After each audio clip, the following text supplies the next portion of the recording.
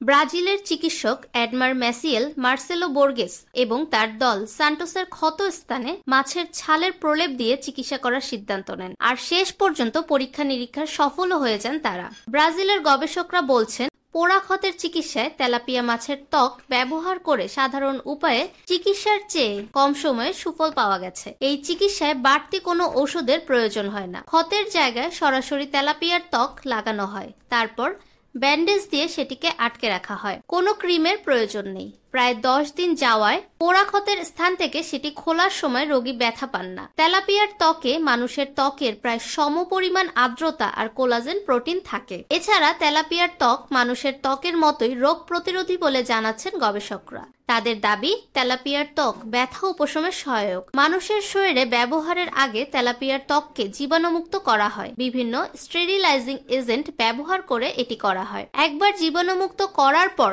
2 বছর পর্যন্ত তেলাপিয়ার ত্বক চিকিৎসা কাজে ব্যবহার করা যায়। কম মূল্য ও কম সময়ে আরোগ্য লাভ করা যায় বলে চিকিৎসকরা আশা করছেন। এই চিকিৎসা পদ্ধতি বাণিজ্যিকভাবে লাভজনক হবে। এ লক্ষ্যে তারা ব্যবসায়ীদের প্রতি তেলাপিয়ার ত্বক জীবাণুমুক্ত করে চিকিৎসা কাজে ব্যবহারের উপযোগী করে তোলার আহ্বান জানিয়েছেন।